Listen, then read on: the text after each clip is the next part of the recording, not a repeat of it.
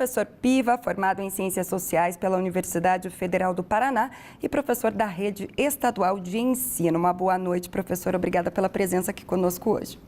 Eu é que agradeço e cumprimento as pessoas que nos acompanham nesse momento. Em 2014, o senhor foi candidato ao Senado pelo mesmo partido, obteve menos de 1% dos votos válidos. Por que seria diferente agora e por que lançar uma candidatura ao governo do Estado?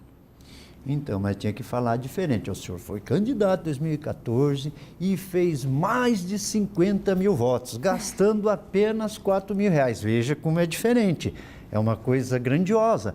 Daria para lotar a arena, a Vila Capanema, ainda sobrava alguém para ir no jogo do Coxa. Então veja que nós somos longe. Agora iremos um pouco mais. Mas se for ver para 77%, que foi eleito o primeiro candidato, né? Mas se você considerar que as eleições no nosso país, elas são compradas, é só para você saber. Aliás, se passar em Almirante Tamandaré, não risque um palito de fósforo, você pode explodir a cidade. Já começaram a distribuir gasolina. As eleições são compradas, então quem se propõe a participar, como é o nosso caso, levando ideias, sem distribuir nenhum tipo de favor, mais do que o meu voto já é lucro. Se são compradas, então por que entrar na disputa?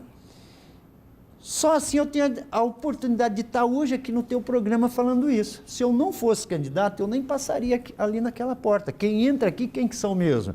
Aqueles que estão no poder. Quem entra aqui? Beto Richa, Requião, Ratinho, Cida, essa gente. Nós, o povo, nós não temos essa oportunidade. Quando tem a campanha, por força da lei eleitoral, como diria o Zagallo, todo mundo é obrigado a nos engolir. É nessa hora que a gente vem e conversa com você que está me vendo. E dizer, olha, as eleições neste país, elas são fraudulentas. É muito dinheiro, é muita compra de voto. E toda esta corrupção, é bom lembrar, é você que paga. Você viu recentemente deputado com a mala cheia de dinheiro, dando aqueles pulinhos. Você viu lá um apartamento cheio de dinheiro. Assim é que funciona a política no Brasil. Eu, como professor, não perco a oportunidade de fazer o meu papel pedagógico, inclusive na campanha eleitoral. Até gostaria de ganhar eleição, assumir o palácio a partir do ano que vem. Enquanto isso, estou cumprindo este meu papel em falar algo que você que está me vendo possa refletir, possa pensar. Por exemplo, todas as pessoas ficam revoltadas e indignadas com a corrupção no nosso país. Ora, mas se você recebe gasolina para botar a foto de um candidato no teu carro, se você vai num jantar de graça, você está colaborando para que a corrupção continue. Enquanto isso acontecer, nós teremos um país desigual, um país onde nós, trabalhadores, não temos vez nem voz. Nós vamos continuar tendo um Estado onde o teu parente, o teu pai, o teu avô, às vezes morre numa fila por falta de atendimento. Enquanto há pessoas super privilegiadas que nadam em dinheiro às custas nossas. E elas amam a política, elas adoram, elas disputam, elas ganham eleição. E nós, o povo, ficamos à margem. Por isso, você que está insatisfeito, faça essa reflexão. Veja o que eu estou a propor. Eu estou a propor o seguinte, nós queremos fazer uma transformação, a começar pela cultura da forma como fazemos a campanha. Já entramos na questão do plano de governo. Pois candidato, antes gostaria de ver com o senhor, já que a gente citou esse ponto, né, em questão do Senado, que eu citei 1%, porque é realmente um índice expressivo se comparado ao primeiro candidato, que teve 77% dos votos válidos, teve a justificativa do senhor. Porém, na última campanha, o senhor esteve aqui, conversou comigo, inclusive, e defendia o fim do Senado, mas o senhor era candidato a senador. Como que é isso? Veja bem, eu como candidato a governador, eu tenho que falar mais do programa de governo do Estado do Paraná. No caso, quando candidato ao parlamento, que agora não sou, defendi o modelo unicameral, ou seja, que se tenha no país apenas uma casa de leis. E isso não é uma bandeira minha. Gente bem mais importante que eu, como Jorge Amado, Luiz Carlos Prestes, lá na Constituinte de 46, já defenderam isso e denunciaram. Se você que está me vendo não sabe, o Senado foi criado por Dom Pedro II para acomodar amigos fazendeiros com salários altíssimos, coisa que é até hoje, para vigiar os deputados. Então, a nossa tradição do Senado já foi uma tradição meio mandrake, meio malandra. E nos dias de hoje, se você observar, ainda serve o Senado para acomodar ex-governadores, fazendeiros. E qual o papel deles mesmo? De mudar aquilo que a Câmara dos Deputados consegue aprovar. Então, embora hoje eu esteja a concorrer ao governo, nós, à esquerda, temos essa clareza que o modelo mais correto seria um modelo com uma única Câmara no Poder Legislativo Federal. O senhor falou, né, candidato à esquerda, Boulos é o candidato à presidência pelo partido do senhor, né? Mas, ao mesmo tempo, a gente sabe que o PSOL, de certa forma, defendia e defende a liberdade do ex-presidente Lula. Por que não se aliar, então, e fazer uma coligação, de repente, para tentar trazer o Lula de volta? Pois é, eu vou dizer uma coisa para você e para quem me vê, nós saímos do PT. Nós saímos do PT numa época em que o Lula estava por cima, estava com tudo, ele batia recordes. Àquela época, a gente percebeu que ele começou a se aliar com pessoas que eram de um outro campo. Por isso nós organizamos o PSOL. Quando ele adotou, inclusive, algumas medidas que eram as mesmas do Fernando Henrique Cardoso. Contratação de ministros de partidos de direita, por exemplo. Por exemplo, o primeiro nomeado dele foi Henrique Meirelles. Meirelles. O que é que o PT diz hoje do Henrique Meirelles? Eu nem posso falar aqui porque tem que tirar as crianças da sala. Eles xingam o Meirelles hoje em dia, mas foi o primeiro nomeado do Lula. E aí eu lembrei na época de uma historinha que a minha avó contava. Mas de quando qualquer você forma, vende a alma candidato, pro diabo, um dia ele volta e busca você. Foi o que aconteceu com o Lula. Candidato, mas Voltaram ao mesmo e buscaram tempo, ele. o partido do senhor defende a liberdade do ex-presidente Lula. Veja bem, eu estou mais preocupado com a minha campanha.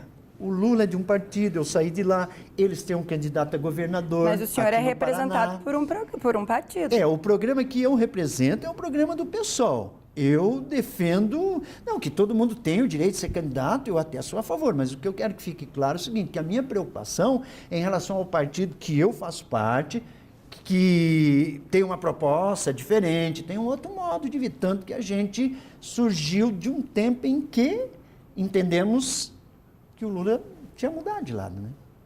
Não, perguntei justamente porque o senhor falou que representa um partido e eu estou falando desse partido, que defende uma coisa também, que eu queria saber especificamente a opinião do senhor, então, sobre o ex-presidente. A minha opinião é que, em relação a presidente da República, o meu candidato é o Guilherme Boulos, do PSOL.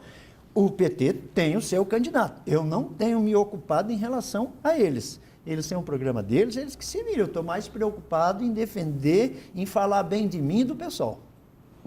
Ok, candidato, o que difere então o PSOL hoje do PT? Se for ver, eu vi que o senhor saiu do PSOL, o senhor ainda era, logo em seguida que o senhor foi vereador de Tamandaré, né?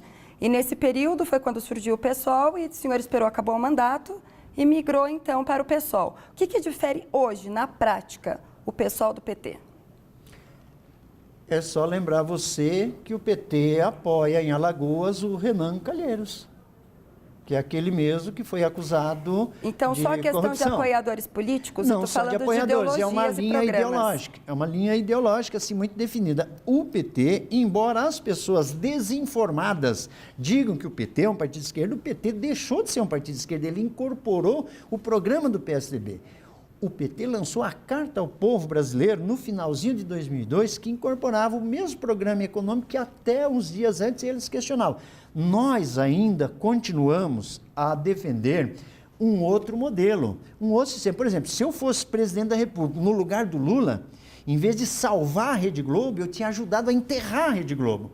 E as pessoas que estão me vendo sabem disso, que o governo do PT ajudou a Rede Globo a sobreviver. E tanto que eles ficaram durante um bom tempo aliados com ele. Ou seja, nós continuamos com a ideia de transformação. Nós não queremos uma conciliação. O PT optou por uma linha de conciliação.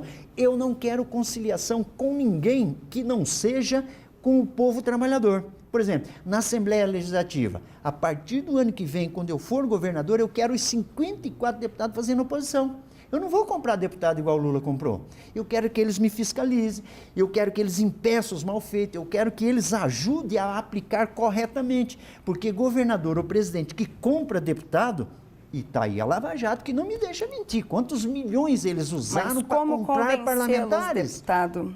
No diálogo? Como? Como convencê-los? Na aprovação de projetos? Primeiro, não no vai ter diálogo? compra nenhuma, não vai ter dinheiro para desembargador do Tribunal de Contas, não vai ter escola que constrói o piso e paga como se fosse tudo de roubo, dinheiro e divide entre deputados, não vai ter nada disso. Eu acho que quando você vai ser um governador e vai desviar verba, você precisa comprar deputados. Se não, você precisa apenas apresentar os seus projetos. E eles terão que dizer sim ou não. E terão Então, o que senhor fazer prefere oposição. ter uma bancada completa de oposição? Eu quero os 54 deputados fazendo oposição. Para a primeira vez na história do Brasil, o deputado trabalhar. Porque normalmente o deputado puxa o saco do governador e não trabalha, não fiscaliza. Assim como a maioria dos vereadores por todas as cidades. Eu fui vereador e vi isso de perto. A maioria dos vereadores de todas as cidades, eles passam 4 anos defendendo o prefeito, embolsando, se preparando para comprar o voto da reeleição. Essa é a realidade brasileira, eu vi isso de perto. Candidato, vamos então ao plano de governo. Começando falando da educação, já que é a área que o senhor atua, né? Um parêntese só antes que eu gostaria que o senhor respondesse já no início da pergunta. A APP, sindicato hoje, que representa os professores, né, do estado do Paraná, eles apoiam o senhor? A sua candidatura? Porque a gente sabe que o senhor comentou que o senhor é um partido de esquerda, o PSOL, e descartou o PT como se fosse um partido de esquerda, mas ao mesmo tempo sindicalistas também, da APP inclusive, estão na frente lá nos entornos da Polícia Federal fazendo campanha e apoiando o Lula, também tem isso. Não estou generalizando, mas tem uma grande proporção. Então eu quero saber qual o posicionamento da Associação dos Professores do Paraná em relação à sua candidatura e às melhorias previstas no plano de governo do senhor para essa área. A APP é representativa de todos, inclusive daqueles que não são da direção, como é o meu caso. Nós não somos da direção, nós fazemos oposição a esta atual direção. No entanto, sou um defensor da entidade ao qual faço parte, uma das mais importantes do estado do Paraná. E ela não pode e não deve me apoiar, e não apoiar ninguém. Agora, quem é ativista, professor, dirigente sindical, tem todo o direito de apoiar quem ele queira. Por uma coincidência, não tem nenhum que apoie o meu nome da direção geral. Mas tem muitos professores que apoiam o meu nome. No entanto, nós não entendemos o seguinte, a instituição é uma coisa, as pessoas que estão lá dentro, que daqui a pouco podem ser trocadas, elas têm essa opção, elas vão onde elas quiserem, defendem quem elas queiram. Mas a APP não tem nenhum candidato definido. Ok, respondido. Vou rápido, que nosso tempo é curto. No plano de governo do senhor, o senhor prevê redução de alunos nas salas de aulas, né, uma das hipóteses que o senhor tentaria implantar, e incentivo para manter o aluno na escola. O que seria esse incentivo? Uma espécie de um Bolsa Família? Não é isso. Não é isso. Primeiro, reduzir o número de alunos por sala de aula é para garantir uma qualidade de atendimento da criança, do adolescente, e garantir uma condição de trabalho para o professor menos estressante. É, sobretudo, uma visão da educação como investimento. Ao contrário do governo Beto Richa, Cida Ratinho, que viram na educação como um gasto. Eles fecharam turmas, eles fecharam escola, eles preferem abrir presídio. Essa é a opção ideológica deles, até porque eles nunca tiveram compromisso com o povo trabalhador do Paraná. Candidato, mas isso demanda investimento. Sim, investimento. Então, aí eu tenho que dizer uma coisa. Você liga em todos os canais, em todas as redes, o que é que eles falam mesmo? Que não tem dinheiro para nada. Aí eu te pergunto, tem dinheiro para auxílio moradia? De 4 mil e poucos reais? Tem dinheiro para erguer salário de deputado? Tem dinheiro para pagar aluguel de avião, de helicóptero, para o governador andar para lá e para cá com o seu dinheiro? Para isso tem. Esses seriam os cortes, chega então. Para o povo, aí para o povo eles cortam na aposentadoria do coitado que ganha salário mínimo, eles fecham a turma, eles aumentam a hora de atividade. Você sabia que nós passamos a trabalhar 4 horas de graça a partir de 2016 para o governo do estado do Paraná? Essa é a nossa realidade hoje. Você sabia que a merendeira lá da escola, ela recebe menos da metade do auxílio transporte que eu recebo? E ela, quando chega no posto de gasolina, no ônibus, ela não tem esse desconto. Então, veja, o governo Beto Richa, Cida Ratinho, eles adotaram uma política de dizer que não tem dinheiro para nada para o povo, só tem para eles. A imprensa noticiou fartamente, foram milhões e milhões em jatinho helicóptero, não sei o que, para esse tipo Então, de a coisa ideia tem. seria cortar esses tipos de benefícios e, né, Tem para obrigação minha investir em cortar. outras áreas. É uma obrigação. E vou te dizer uma coisa, tem outros privilégios que nem eu e nem você e nem quem está assistindo sabe que tem lá dentro desses palácios. Porque nós do povo, nós nunca estivemos dentro daquele palácio. Aliás, quando a gente chega lá, eles jogam bomba, metem bala em cima dele, não deixa nem a gente passar. E quem sustenta tudo que está lá somos nós do povo. E aí, eu quero, com o devido respeito, dizer o seguinte, olha, a minha eleição significa o ano que vem ter no Palácio Iguaçu alguém que sempre fez o que é difícil, trabalhar, criar seus filhos, levar a sua vida com o seu salário. Fácil é governar. Isso nós nunca tivemos a oportunidade de fazer, faremos a partir de janeiro do ano que vem.